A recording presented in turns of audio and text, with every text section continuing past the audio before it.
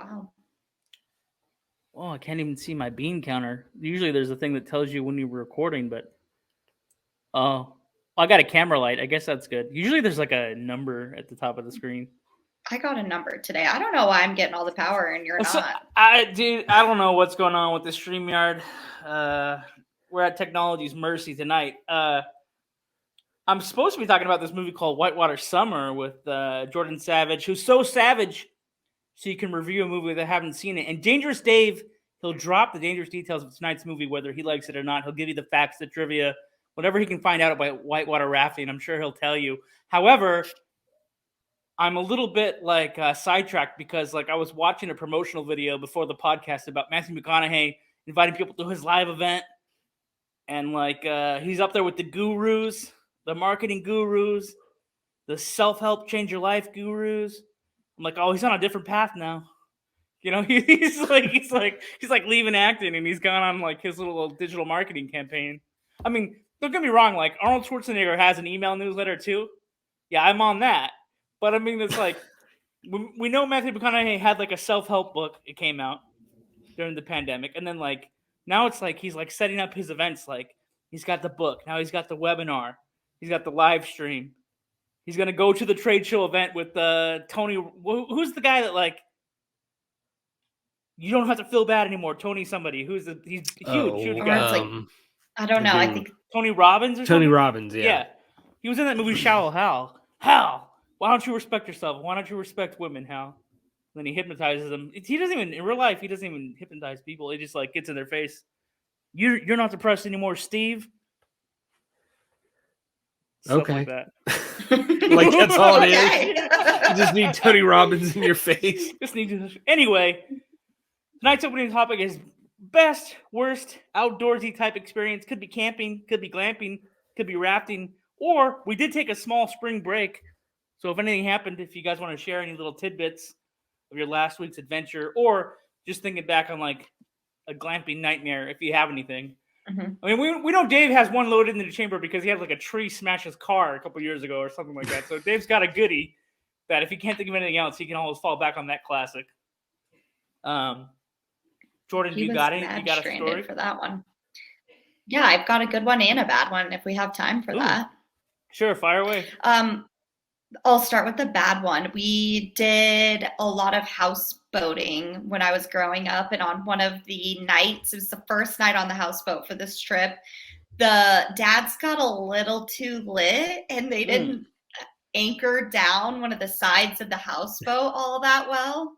And we were actually asleep on the roof, and one of the other girls that was there was like, we're moving. And all you can see, because you're in a pitch black canyon, is like the contrast of the dark canyon against the night sky. And you're like, oh my God, we are moving. And so, of course, the houseboat was like racking itself on shallow rocks. It was absolutely terrifying. The houseboat is just drifting away. It's just drifting away. And like, I didn't know all the commotion downstairs, but like, you know, dads are getting pulled into the water at night with like trying to, you know, get it secured. And we all ended up being super fine. But yeah, it was terrifying as a child.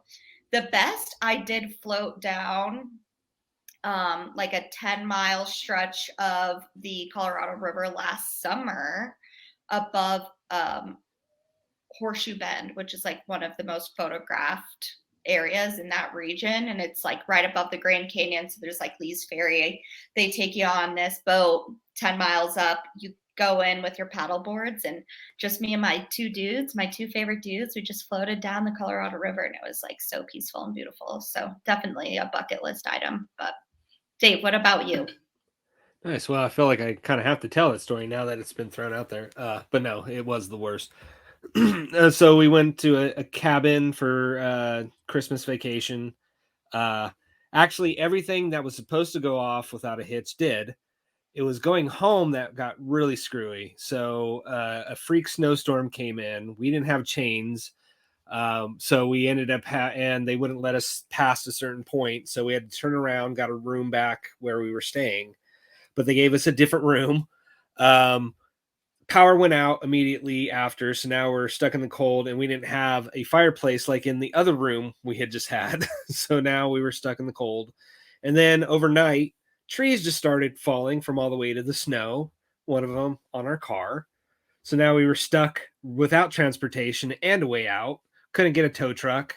Thank God we were there 3 or 4 days before the weather was clearing up just enough to chance it. We like duct tape whatever clear plastic on the window, just got everything in the car and bolted home.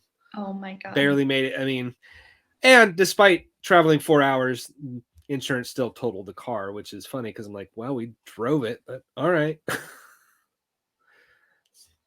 But yeah, you can still drive total losses. It's amazing what they total out because they're like, the cost to fix, weighing the cost of the existing, blah, blah, blah. They get it all down to like a science. Although, basically, I want to circle back around to Jordan's story because my imagination is kind of running a little bit. What were the dads really up to in that houseboat? All right. Oh, baby drinking. Yeah. They were. And then you said you were in a man sandwich floating down a river, which is pretty good. Yes. It's pretty good. This is a sandwich raft all the way down the river, some beers. A girl's dream. Yeah. Lots of beers. Some girls' dreams. Yeah. It was delicious. We had great lunch. Yeah. But a man sandwich for sure. Down a river. Manwich. A manwich. Yeah, mine aren't too bad. Mine are like, let's see. Well, I got I guess we're telling multiple. We can tell multiples, right? Yeah. Sure, why not? All right, I'll do them both quickly. So, do you want the animal story first or the cooking story first? Well, I'm going to say animal story. Let's go. Dave likes animal attack stories. Okay, so to look at me, you think like, oh, I'm a city kid who sits in front of the TV all day, but actually spent a lot of time in the great outdoors growing up there. Was a river kid myself. She mentioned the Colorado. I grew up on the part of that. Mm-hmm. Always thought it should be called the Arizona River. No offense. It runs through Arizona. The water comes from Colorado. Yeah, but when it starts in Colorado with our ice, motherfucker. Yeah, it's our snow. It's our ice, dude. It travels down to You're Arizona. lucky we share it with you in California. Yeah. Water rights. Everybody's fighting about that now because we're about to enter Mad Max days. Who's got the water? Got the power, Dave? You seen that movie Solar Babies? Whoever has the water has the power. I was just watching. Well, I was watching and reading Dune, both about. Oh, water. there you go. Yeah, who has the spice has the power. Yep. The spice. Anyway, my stories aren't about spice or water rights. Animal attack. Okay, anyway, so I've swam with seals. I've swum with dolphins. I've interacted with sharks. Believe it or not, I've interacted with sharks. And they're not the ones to worry about. The ones to worry about are moose. Deadly wild moose. Scary. It's imprinted on my brain because, I was like 10, 11, camped in Montana, right, with my brother, my mom, one of the stepdads, fourth or fifth one, can't keep track of them. And I think it's like the Snake River. Is that the one that's up there? The one, the Evil Knievel, or that's, Green Bend River? I know that's in parts of Utah, but it might go to Montana. So yeah, we're up there somewhere, and I'm like, oh, it's a moose, and I'm like, I've never interacted with the moose directly. I didn't know you're not supposed to eyeball the moose. Most animals you eyeball because if you actually take your eyeballs away, that's when they get angry. If your eyeballs leave the trail, then they get mad.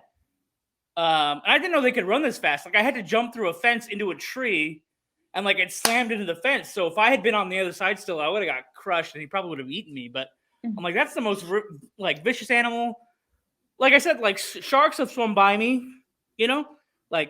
Sharks have gone right by me. I was like 3 or 4, and I got carried out in a riptide, and a surfer had to come get me because there's that little area where they got the buoys, with the shark sign, hey, don't go here. Mm-hmm. And there are sharks every day back and forth. So I remember seeing my 4 or 5-year-old mind is I'm thinking Jaws, but it's probably just a sand shark. But when you're that little, everything's big. Jaws shark size, right? Yeah. So, but the shark didn't bother. The shark couldn't, sharks, what's up, dude? The shark's nice. The moose is the one that wanted to devour me. So, remember in film school, we were writing, story point treatments for, killer moose movies, And, Kevin Smith wants to do a killer moose movie too, but whatever. The other story is, I've been like elected to cook the burgers at a campsite, right? For like, it's like, 3 or 4 families get together, got the kids, whatever, making food. It's my turn to make the burgers. I'm making burgers. One of the wives, we won't say which one, we won't call her out on a podcast, but she decides the burgers are taking way too long, they're too hungry or whatever. But if you guys have cooked on a campfire, you got to have like campfire cooking patience, Mm-hmm. Yeah, takes a minute. Yeah, you gotta wait. Yeah. You just gotta wait for the food to be cooked. Yeah, the way food was intended to be cooked.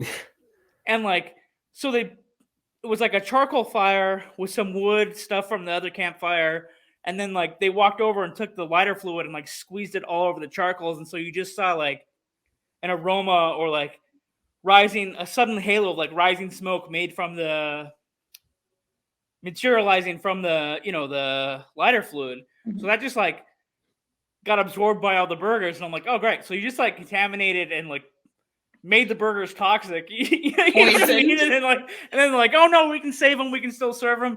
So like she's putting them on a plate and they're going to the table and everybody's like, everything smells like lighter fluid. Like, dinner's ruined. Anyway.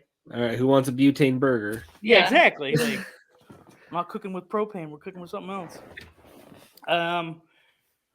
You guys do anything over spring break? Yeah, I actually went.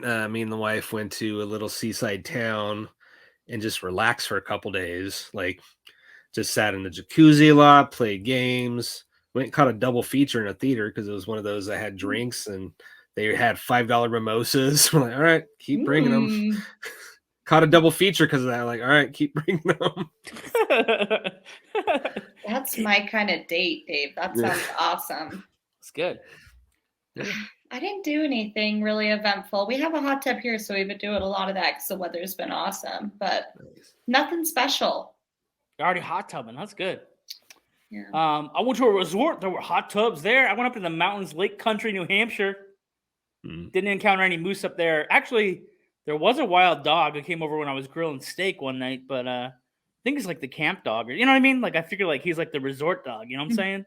Like whether he's actually owned by the resort or he just hangs out there, I feel like he's like a well-fed wild dog or something. I don't know. I got in pools, got lost in the woods. What else? Oh, I went up to New York. I took a train ride up to New York City. Never been there before. Nice. I love it. Found the freaking Ghostbusters firehouse, but tell me if this doesn't seem like a trap. There's a bar on one side of the street, and then like across the street is the firehouse, and then like tucked in the alley adjacent with the bar, directly across the street from the Ghostbusters firehouse, like 3 squad cars. So I'm like watching drunks stagger out of this like whiskey bar. Good whiskey, by the way. Like I looked at the menu, it was like $70 glass of whiskey. $80 glass of whiskey, $90 glass of whiskey. The whole thing is like a pretend library, like whiskey fanatics, and whiskey's good. It's an appropriate place for me. It got recommended by like our ad partners in New York. We're like, go here. And then like the thing with the firehouse is like, oh, you could trap a millennial because I'm like, so imagine the drunks leave the bar, they see the Ghostbusters house. Of course they're gonna be directly for it. Like, dude, that's my childhood across the street. So they're going to stagger and jaywalk across the street. They're going to get banged out by the 3 squad cars sitting there. You know what I'm saying?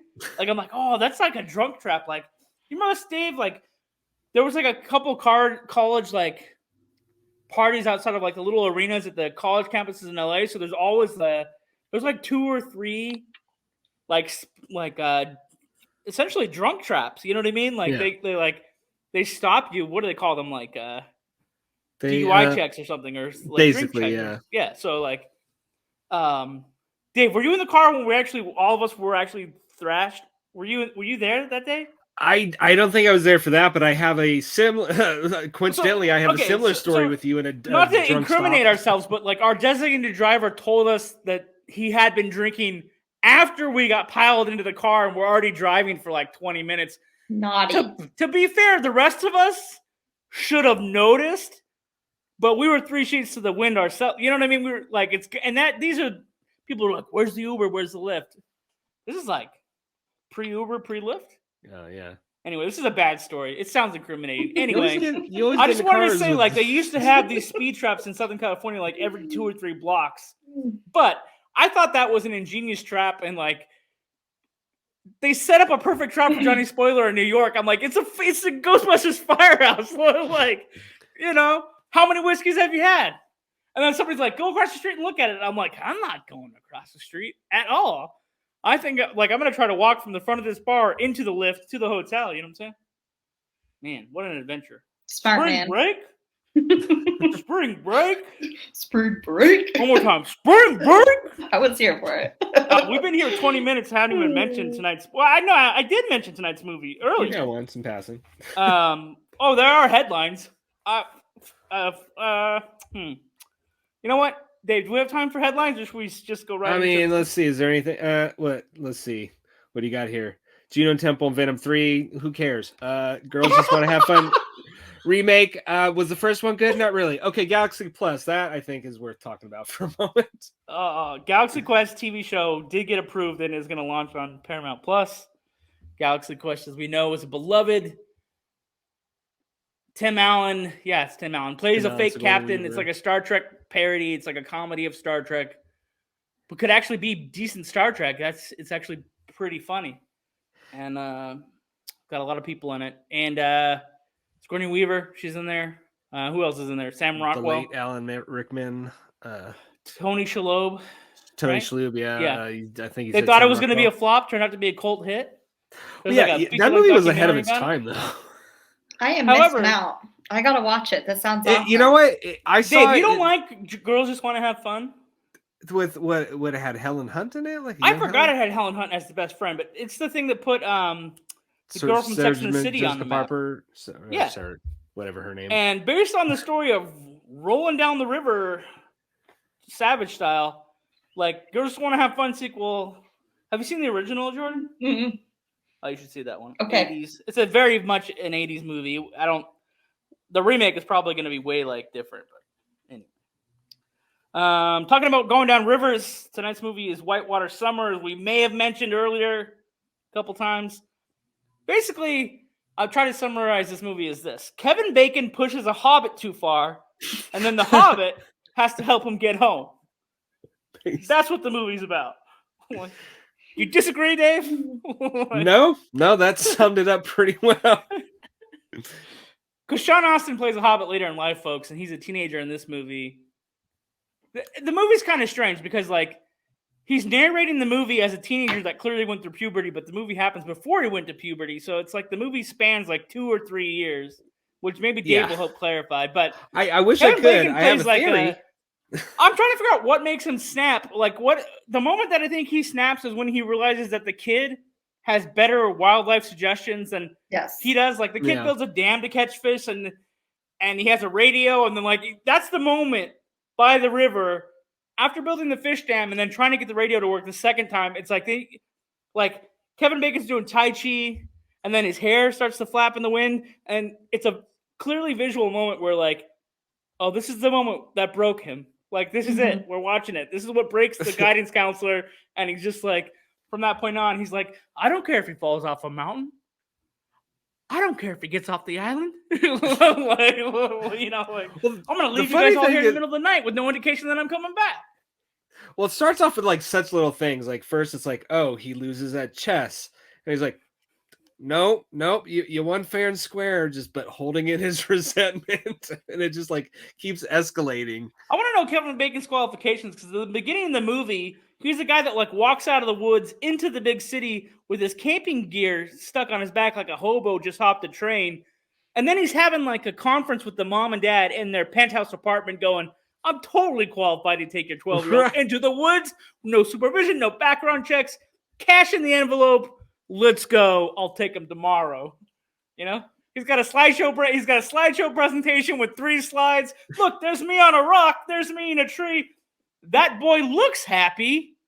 Maybe this boy will also be happy in the woods with me as well.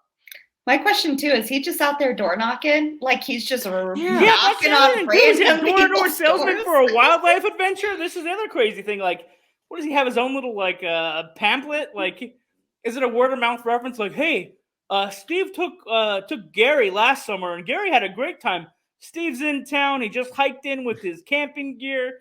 He's going to camp out in your living room. By the way, he wants to talk about taking your son into the woods. What do you think about that? You know what I mean? Like, yeah, dude. When you break it down to the bones of this movie, like, so a guy cons a mother and father to take his boy into the woods. Here's the thing: just like somebody's parents let the houseboat float away, parents back in the day were like, "Yeah, you can take Johnny into the woods for freaking 2 months. Mom, we're gonna go off to Paris." Like, you know what I mean? Like, these New York parents are just like, "Yeah, sure." Dad definitely had a couple too many martinis during that meeting. Well, you know. He was planning his whole summer, right? Yeah. Like, he had all his plans. That was like prime boomer parenting. Like, yeah, oh, hey, stranger, you want to take my son into the woods for 2 months? Go for it. In fact, here's money to do that. Yeah, exactly. Not just like go ahead and do it. No background check. Let me just literally hand over an envelope of cash, and go ahead. We'll see you at the end of the summer, Alan, and good luck to you. That's the character's name, by the way. We don't have to call him the Hobbit, but he was also a Goonie. I'm glad you guys laughed. I wasn't sure that if the Hobbit thing was going to fly, but it flew. I had whiplash watching this because I watched the show The Connors, and he's on the most recent episode. So I watched he's playing a love interest. So I watched Old Man. What's The Connors? Okay, so there's a spinoff of Roseanne. They didn't like. Oh, we weren't gonna. Roseanne said when she took an Ambien, she's off the show now. Connors is a spinoff of Roseanne. It also has Hobbits because Hobbits are everywhere now. Yeah, but yeah, he's on there being, I don't know, whatever. Is that a fact? Is that a fact of tonight's movie, Dave? You're like, Sean Austin would go on to be in a show. Yeah, he would go on to be in a TV show. Oh man, no. At least one more TV show since this movie. You don't got anything for us tonight, do you, Dave? Yeah, I do. Okay, why is there a 2-year gap between narrating the story of his adventurous summer and actually being involved in the adventurous summer? God, that is one thing I don't know, and I looked everywhere and could not find anything. So I have a theory. I don't know, it's loose, but this movie was filmed in 85, came out in 87. They shot the narration parts in 87 before it came out. I think this movie took so long to come out that he was in other things and looked a lot older by the time this movie was coming out. So I think that was their way of framing it, because he actually came out with, I don't remember him in it, but he was in the movie like Father Like Son, which came from the same studio. So I could just see them like, well, we just put that out and he looks old. We can't have this young looking kid. Well, he's much cooler having gone through his trials and tribulations. I get, It's a rad dude. Yeah, I looked everywhere, and there's like no definitive reason why they did that. I have no clue. But yeah, it was mostly shot in 85, came out in 87. So as we noticed, he looks way older.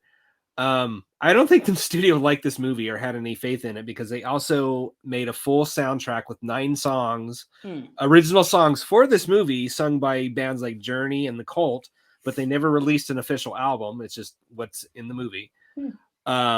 The movie was dedicated to the memory of its cinematographer, John Alcott, who shot a ton of things. He was a Kubrick guy. He shot Clockwork Orange and The Shining, Beastmaster, and one of John's favorites. I'm going to give the full title here because it was a long one. Greystoke, The Legend of Tarzan, Lord of the Apes. That is the full title. I looked it up. One of John's favorite monkey movies. Whoa! What do you got against monkey? What do you got against monkey movies? I got nothing against monkey movies, but I know it's one of your favorites. I mean, stop the podcast. We got to talk about why Dave doesn't like monkeys. I like monkeys. Dude, I've got a ton of monkeys. I know you don't have any more facts. That's it. That guy died, by the way. That DP died like right before they released. Yeah, but of a heart attack. Whatever. Not being dragged into the woods by Kevin Bacon and left to catch his own fish. For some reason, this movie was shot on 3 countries. It was shot in Quebec, Sierra Nevadas, and California, and somewhere in New Zealand. I told you it's a Hobbit movie. And as I was telling John, I guess also the reason why I think the studio had no faith in this, it was only put in a handful of theaters in the Pacific Northwest, and then that was it. Dude, I don't know why. Like, the soundtrack should be released on Spotify. It's good. It's like classic 80s rock stuff. And as you listen to it, it's actually talking about what's happening in the movie. I think you can piece together the soundtrack. I think bands put like the songs they made for this movie on different albums. On their own albums? But they never like made Whitewater Summer soundtrack. Nothing like that. So it's crazy. Like when I was looking this up, I was like, oh, this movie had to be a big hit because like for some reason this was a staple in my household. Like this was on HBO or whatever. So like I remember this movie very well. And when I looked it up, I'm like, so whoa, this movie like bombed hard. Like no way. I never noticed as a kid why Kevin Bacon snapped. Like he gets intimidated by the fact that Alan might have a skill that he doesn't have in his territory or whatever. You know what I'm saying? Like that's his home turf, and the fact that some kid with no wildlife training might have a good idea or two can't fly with him because he's got to wrangle in all those boys. And like you see the turn on his face in the movie. So props to you, Kevin Bacon. Anyway, he did play a pretty scary camp counselor. I thought it was gonna go darker. I'm glad it didn't, but I was like, when is this gonna happen? I was waiting. See, that's another funny thing of where my memory fails me because I haven't watched this movie in well over 20 years or so. And I had it in my memory that he was much darker, more evil than in reality, he was just kind of a dick. Yeah. I mean, Well, okay. I feel like we're gonna trample on favorite bits. So shall we go into the bits? Yeah, I think it's time to go. I think one of my favorite parts was that it was like just 90 minutes of like sheer anxiety with like all of the heights and stuff. I'm not somebody who's scared of heights, right? Like I've been rock climbing. I've done some of these activities, but like just watching it and watching the struggle like was making my palms sweat. Like I was like actually getting really nervous. The mountain climbing danger and heights, it seems real. It seems like they're really in danger. Yeah. I mean, and it kind of kicks it off with what, like even the first like canoe ride down the river, and then the bridge, like the bridge had me freaked out. And then they're actually doing the rock climbing. You ever been on a bridge like that? No, absolutely not. Yeah, they're out there. Like I've run into those sketchy ass bridges, and like it's the only way to go. Thanks for telling us. Now that we're stuck here, we don't have a choice. Right. The movie did that to the kid a couple of times. Like, yeah, we've got you in a situation where if you don't go through with it, you could die. But if you sit here, you will die absolutely. So make a choice between maybe dying and absolutely dying. Well, and like being a lead climber, like that's so scary, especially in with the way rock climbing is these days, is that all that hardware is like actually in the mountain, but this guy is just like free doing it, and it was just stressing me out so much. But my favorite bit would probably be when Alan is actually in suspension when they're trying to do like the pendulum swing, and of course I forget Kevin Bacon's character's name, Kurt or whatever his name is, just leaves him. And I was like panicking at that point. But when he finally makes it to the rock and he's able to climb his way up, and he just like kind of sacks up and just does the pendulum swing on his own. And I was just like, yeah. And I love how he just like walks up to him and he's like, I'm going home. That was my favorite bit. But yeah, I had a lot of anxiety during this movie just from the heights. So they did great with that. What about you, Dave? What's your favorite bit?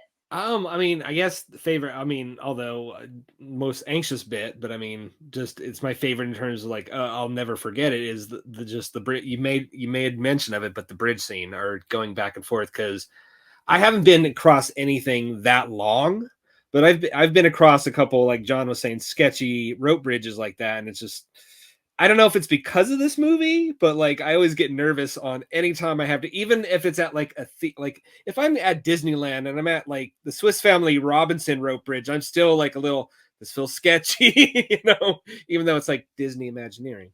Yeah, that stuck in my mind all these years, a lot of the rock climbing, but that bridge, I would have nightmares about that if I had to cross something that long and that sketch.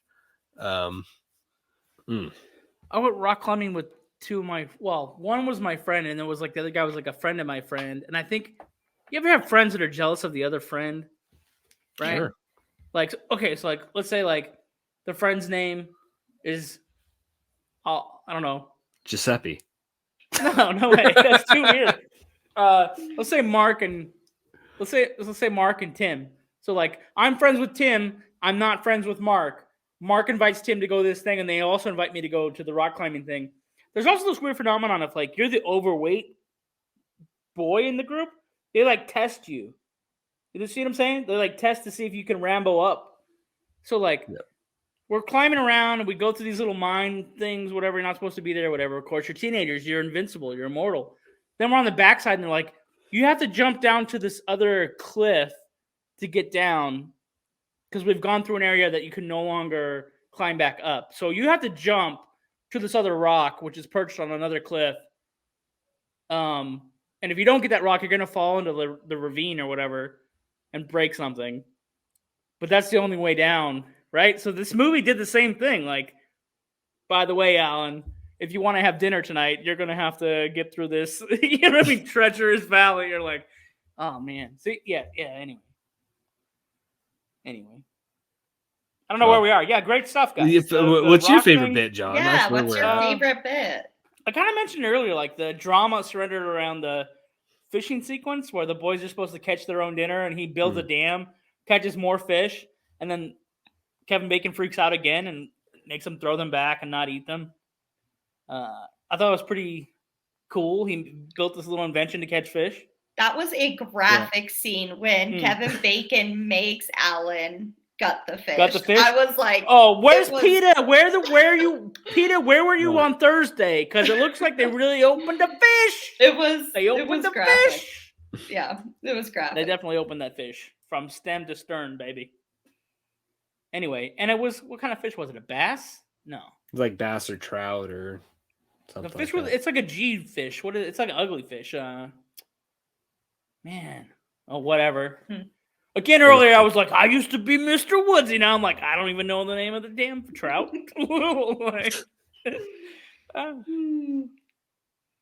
Where it's inside's orange, because then it's a rainbow trout. Okay. Where are we? We can rate the movie now. Okay. It was a binge later for me. I would say, like, definitely put it on your list if you're on, like, a little Kevin Bacon flare. Not expect that. I didn't expect that. It was stressful for me. I don't know. I am not afraid of heights, but it was, like, pure anxiety for 90 minutes. But that's also kind of the thrill of it. And a bit of the charm is, like, they do that so incredibly well where you're, like, you feel tested. So binge later for me, though. What about you, Dave? Believe it or not, I'm also with you. Binge later. Like I had fond memories of this movie, and it's not bad. Like it's still, but it's not as good as I remember. It's not bad. It's just very, I don't know. It didn't strike me this time watching it after all these years. But like I mean, Kevin Bacon's great. Sean Astin's great. But like I said, for some reason I had it in my mind that Kevin Bacon was way worse in this movie. And I mean, he is the enemy. But like, part of me too is like, maybe it's because I'm older. I'm like, he's just trying to toughen the kid up. Like, I can't play my radio. Like, shut up, Sean. There's part they made his character. Well, if that radio was working by the whole movie, David, they could have called the Ranger. Yeah, true. I don't know. Maybe it's because I'm older now, but I'm like, dang, I'm heartbroken. I thought this was gonna be like, we'll say like hidden gem. Get on this if you like Kevin Bacon and Sean Astin. I mean, if you're on a Kevin Bacon kick and this is like the one you haven't seen, by all means, I'm not telling you not to watch it. It's just... I did not think you guys were going to BL this movie this hard. All right. So sorry. Moving on. Wait, you didn't rate it. Yeah, you didn't rate it. I did. I mean, if you can't read between the lines, I say binge now. Right. I say binge now. That's still an overall positive. A very underrated movie. I think you got to see it. It's a California. That's a solid B. We didn't even talk about the most exciting parts too. So it's a BL, David, because you guys 2 against 1, so technically a binge later. No, I'm sorry, like B as in the letter grade. I should have been more specific. B+. It's still B. It's still passing grade. It's a fun Sunday afternoon movie. Yes. Oh crap! I forgot to load this thing. I was going to show the audience. I don't know if I can load it like mid, like while we're streaming. Maybe I can. There it is. I'm gonna try to load these 2 pictures. You guys just keep talking amongst yourselves while this. All right. Our next partner is Athletic Greens. I've been taking AG1 by Athletic Greens for about 6 weeks now. I gave AG1 a try because I wanted something to do in addition to the healthy lifestyle that I live. I work out and I run a lot. So I take AG1 in the morning as recommended, typically after I do my morning run, and it just makes me feel very energized. I love AG1 because it was designed so you can live a healthier and better lifestyle without having to do a lot. Every scoop is packed with 75 vitamins, minerals, and whole food sourced ingredients. It's the healthiest thing that you can do in under a minute.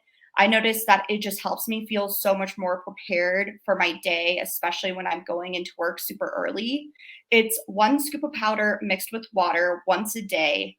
AG1 is delivered to me every single month, which makes it so easy to make it a habit. If you're looking for an easier way to take supplements, Athletic Greens is giving you a free 1-year supply of vitamin D and 5 free travel packs with your first purchase.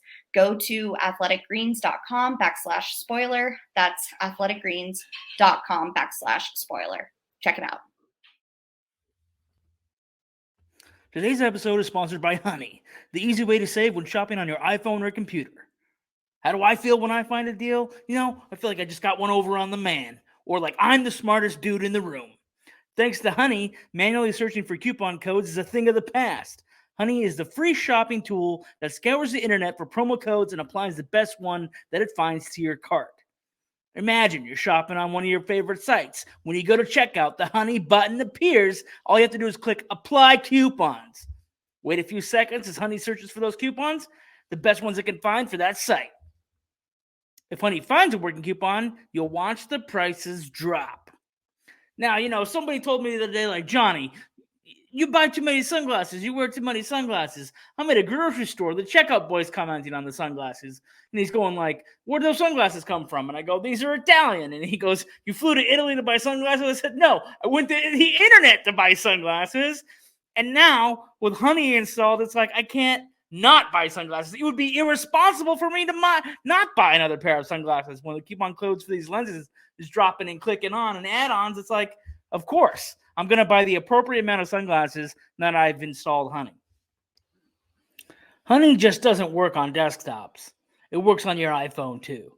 Just activate it on Safari on your phone and save on the go. If you don't already have Honey, you could be straight up missing out. And by getting it, you'll be doing yourself a solid and supporting this show. Get PayPal Honey for free at joinhoney.com/watchers. That's joinhoney.com/watchers.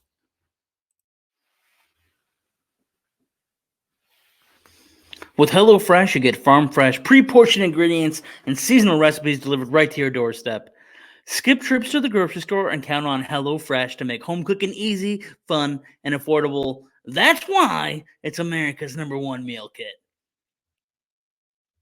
Looking for more ways to save this season? HelloFresh is cheaper than grocery shopping and 25% cheaper than takeout. I gotta wrap my head around that. 25% cheaper than going to the noodle house for Johnny Spoiler. I'm gonna get on this HelloFresh. You can spend less time in the kitchen with quick and easy meals like HelloFresh fast and fresh pineapple chicken tacos to die for. Chicken tacos with pineapple. Oh, yeah. Falafel power balls that are ready in 15 minutes or less. HelloFresh keeps your taste buds on their toes with 40 recipes and over 100 seasonal and convenience items to choose from each week. With so much mouth-watering variety, there are options for everyone and every lifestyle, including this guy's Johnny Spoilers, manja, manja, manja, all day long. No worries if you're not a pro in the kitchen. HelloFresh has got foolproof recipes that arrive pre-portioned and easy to prepare in just a few steps. Hey, guess what? HelloFresh is not just for dinner. In fact, HelloFresh has you covered for every freaking mealtime occasion, from snacks and easy lunches to seasonal celebrations and the festive gatherings at the Spoiler House. Woo, woo, woo, where my dogs at? Like Ted Lasso, huh? He rounds up his dogs, or round up our dogs for freaking football night. You know what? We'll be just crunching HelloFresh. How about that? Anyway, go to HelloFresh.com/BingeWatchers50 and use code BingeWatchers50 for 50% off. Plus, your first box is going to ship for free. Sweet. Again, go to HelloFresh.com/BingeWatchers50 and use code BingeWatchers50 for 50% off. Plus, your first box is going to get there for free. Oh, and by the way, every plate is now under the HelloFresh umbrella. They're in one house, so you get an even wider array of meal plans to choose from. There's something for everybody. And I personally love switching between the brands. And now my listeners can enjoy both brands at a discount with me at the same time. So, again, go to HelloFresh.com/BingeWatchers50 and use that code BingeWatchers50. Ba-bam. All right, I guess, do we just go into, have you seen anything shameful lately, Jordan? No, David. I did, actually. Time out. Nobody knows what the shame thing is because, like, we haven't, like, consistently can we used that. introduce So you just have to say, like, the staff pick because people, like, unless they've listened specifically to the 5 episodes where we defined what Jordan's shameful scream, we had a meeting about this. We said, like, what second do you want to keep? We crossed it out. And, like, you can just go... David gets nervous and goes back to things that we're not talking about. Anyway, I found the pictures. All right, here we are.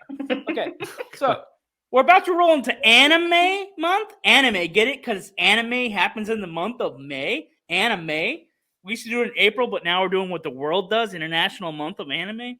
We're going to have a big-time anime giveaway.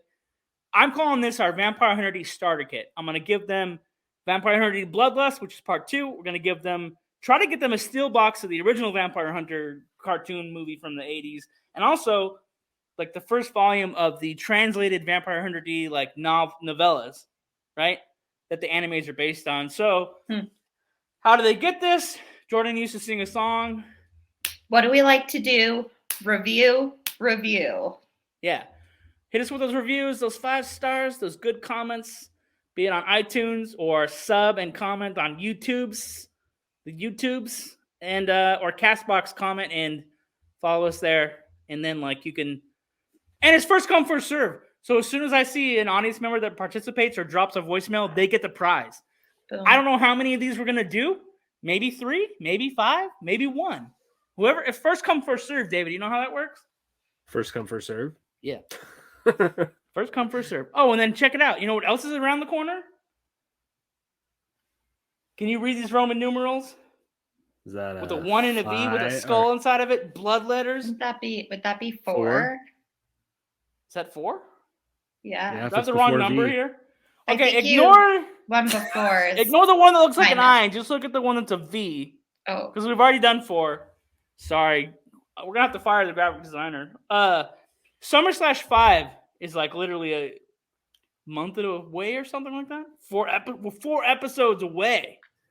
We're May away from Summer Slash. Wow. Let's go. I like it. Wow. I'm ready. Yeah. One of us might actually die. I don't know. We're going to have to cross bridges and climb rocks, and who knows what's going to happen. You got your Hobbit feet ready? I do have Hobbit feet. So, yes. Oh, man. What an 11th hour reveal. Jordan's like, I got Hobbit feet. Okay. Oh, staff picks. Okay, Dave, you can go ahead and talk about your staff picks, Dave.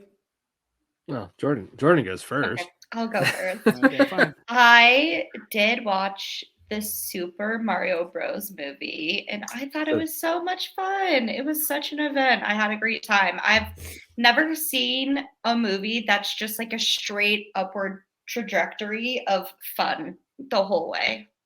It was just like an exciting scene into an exciting scene into an exciting scene, and it was excellent. It was very entertaining. It was exciting. Super fun. Yeah, it was exciting. Go figure. Dave, does it follow Joseph Campbell's The Hero's Journey? Basically. Yeah. I mean, look, here. Classic screenwriting tools. It works every time. If you use the formula, it works. However, it's a kid's movie. It's a kid's movie. It's fine. I heard it's on its face value. It's a bland, benign, paint by numbers family movie. Well, you and I were chatting about this, and like, yes, first of all, they're saying movie. The 92 movie is dark and wondrous compared to this one. Yeah, and it also sucks ass, dude. That movie still sucks. Like you were telling me that, and I've seen some pieces about that too. Like, come on, let's not get crazy and have revisionist history. That movie still sucks. It sucked then. It sucks now. Let's just move past it.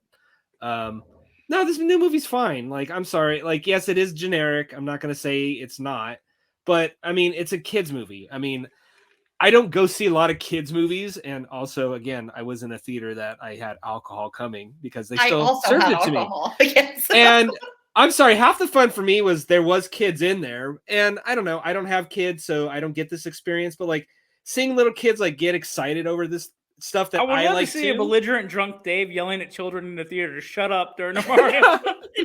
Roast No. the mimosa. Just kidding. Just throwing it at them. Yeah. No, they were all pretty. No, the kids. You were don't all need to loving tell it. me every time Luigi comes on the screen. I can see it. Shut up. I'm drinking. God damn it! I know he's better. I can see the screen too.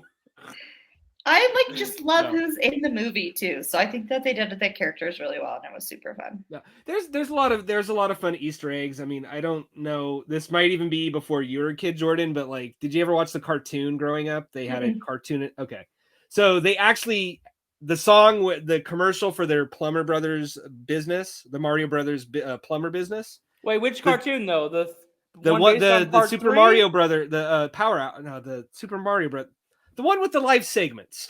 The the Mario Brothers Super Hour or whatever it was with called. the wrestler. Yes. So that's based on the original game, but then the better cartoon that has like the Bowser in the movie and everything, and like the way they look in this is more like the Super Mario Brothers 3, which also had a cartoon.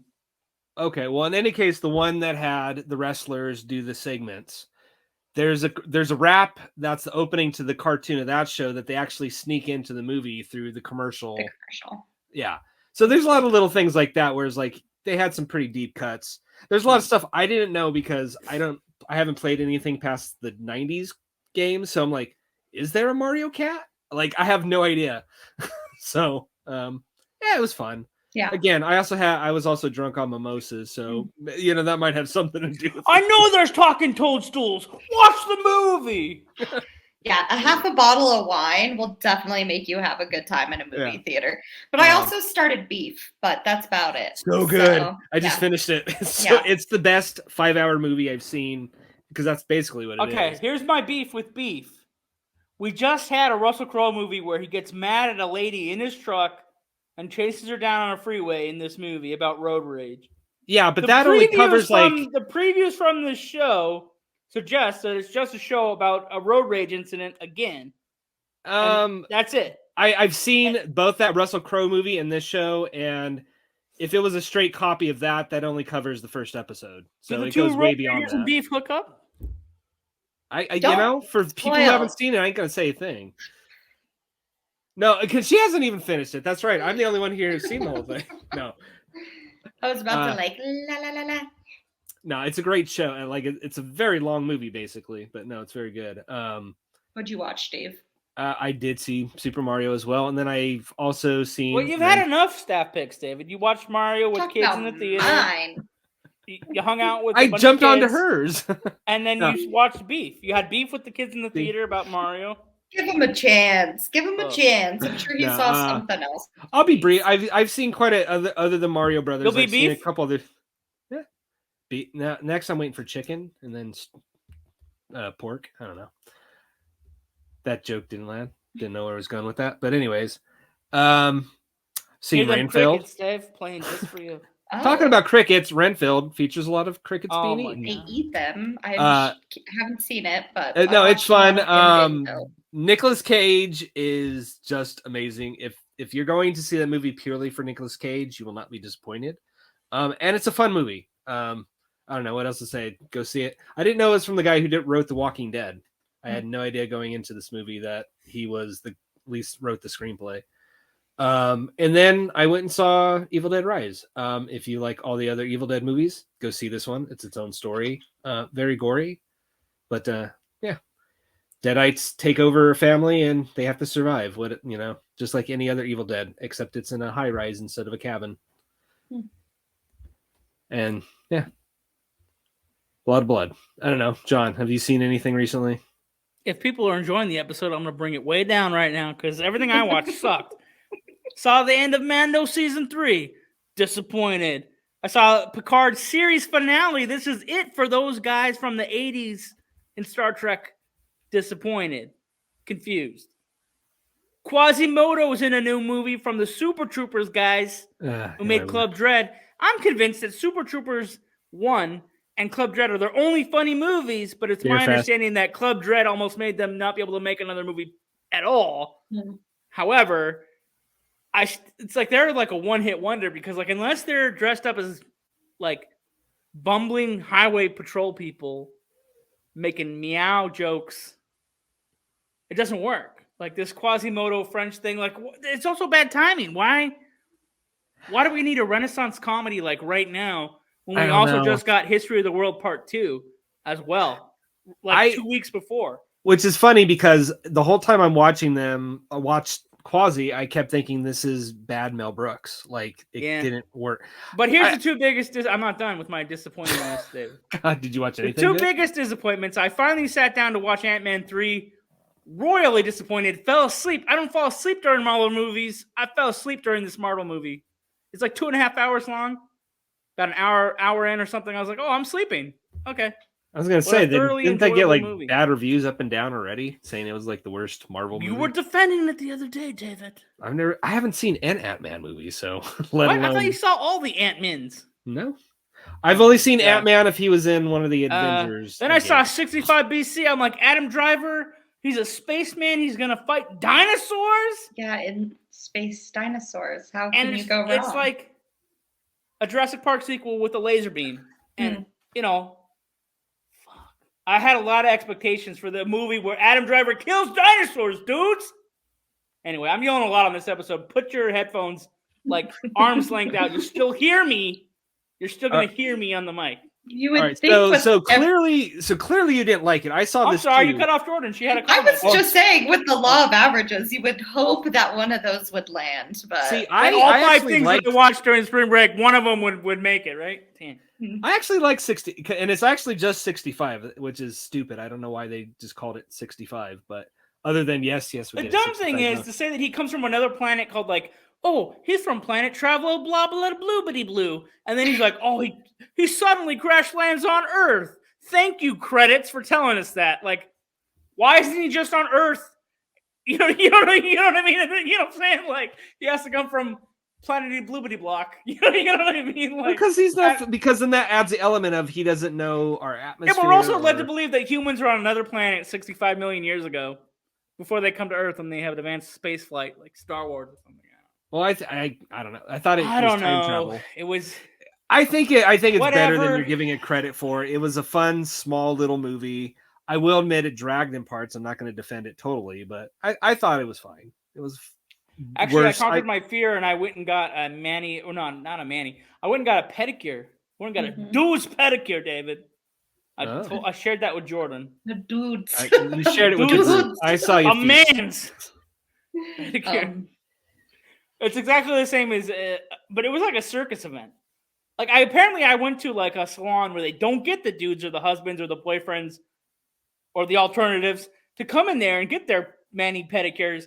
Because it was literally like a clown at a circus, or I'm like in a museum like exhibit, right? Like just eyeballs, and I'm like, I'm sitting there going like, I'm trying to pick out my colors. So what color did you choose? Did you go with the classic French cut? Oh, you blue shimmer. Oh. Actually, they didn't. I think like she got confused at the end. She didn't actually give me time to pick a color or even offered it to me. I felt a little sad. You were robbed. So you just got what you got. Well, I have a broken big toe. Like that was one of the things I went in there because I smashed my big toe and it cracked my nail, and the nail never like went. The nail is like never like turned into a nail, and I'm like, oh, I gotta fix this. Yeah, that's usually a job for a podiatrist, not necessarily a nail person. Get the nail tech to do it. $65. Exactly. Have you seen the tools that they have? They got like all this medical equipment. It comes out like you're in the surgery room. Like they have these things. They have like glowing green gels. Like it's like, man, it's like you're in a science fiction movie at some point. See, I'm not in that world, and yet I watch like podiatrist videos. We'll just say that. So like I know more about that.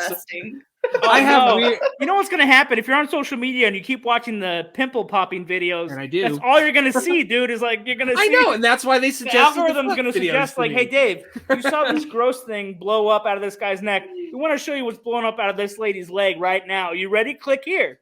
And you don't think I don't know how the algorithm works? I do that shit. I watch that shit.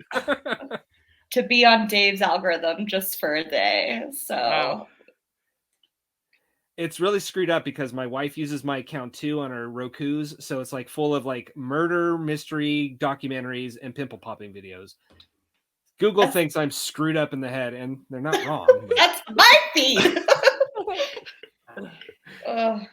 Holy crap.